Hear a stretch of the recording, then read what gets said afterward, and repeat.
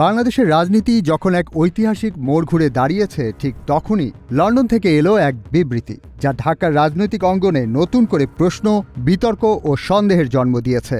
British পার্লামেন্টের 4 MP Bob Blackman, Jim Shannon, Jas Athwal ও Chris Law বাংলাদেশের আসন্ন সংসদ নির্বাচনকে অন্তর্ভুক্তিমূলক করার আহ্বান জানিয়ে বলেছেন, সব দলের অংশগ্রহণ ছাড়া কোনো নির্বাচনই গণতান্ত্রিক হতে পারে না।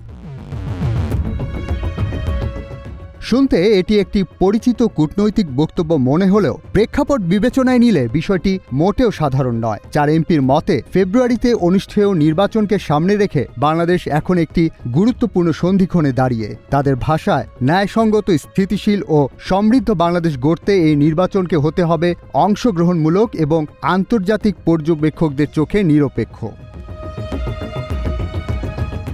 কিন্তু প্রশ্ন হলো, অংশগ্রহণমূলক বলতে তারা কাদের কথা বলছেন? কারণ বাংলাদেশের বাস্তবতা এখন আর আগের মতো নেই।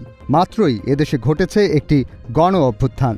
দীর্ঘদিনের রাজনৈতিক দমনপীড়ন, ভোটাধিকার সংকট এবং রাষ্ট্রীয় নিপীড়নের বিরুদ্ধে জনরোষ বিস্ফোরিত হয়ে ক্ষমতার পালাবদল ঘটেছে। এর পরপরই আওয়ামী লীগের রাজনৈতিক কর্মকাণ্ড নিষিদ্ধ হয়েছে, দলটির নিবন্ধন স্থগিত করা হয়েছে, আর সব শেষে আন্তর্জাতিক অপরাধ ট্রাইব্যুনালে শেখ হাসিনা সহ সেই দলের শীর্ষ নেতাদের বিরুদ্ধে ফাঁসির রায় ঘোষণা করা হয়েছে। এই বাস্তবতায় দাঁড়িয়ে 4 ব্রিটিশ এমপি যখন বলেন ব্যাপক জনসমর্থন থাকা রাজনৈতিক দলগুলোর ওপর নিষেধাজ্ঞা রয়েছে, এটি উদ্বেগজনক, তখন রাজনৈতিক বিশ্লেষকদের কাছে বিষয়টি স্পষ্ট।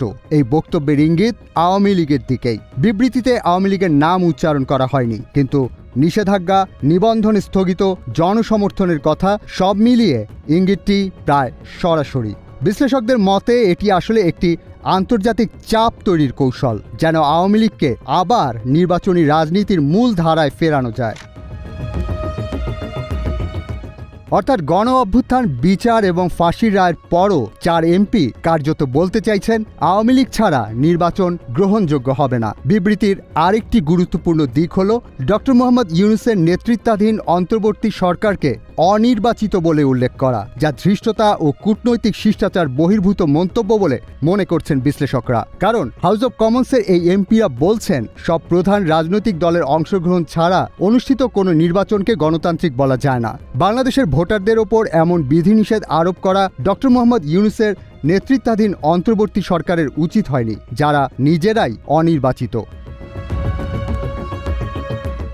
এটি যে নিছক একটি মন্তব্য নয়, বরং রাজনৈতিক চাপ প্রয়োগের ভাষা, সেটি পরিষ্কার। তারা বলতে চাইছেন একটি অনির্বাচিত সরকার কিভাবে বড় রাজনৈতিক শক্তিকে নিষিদ্ধ রেখে নির্বাচন আয়োজন করতে পারে।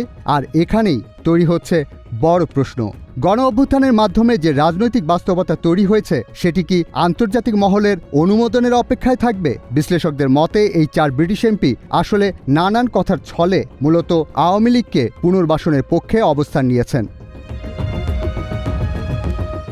কারণ যাদের বিরুদ্ধে জনগণ রাস্তায় নেমে রায় দিয়েছে, যাদের শীর্ষ নেতারা আন্তর্জাতিক অপরাধ ট্রাইব্যুনালে দণ্ডিত, তাদের বাদ দিয়ে নির্বাচন হলে সেটি কি জনগণের ইচ্ছার প্রতিফলন নয়?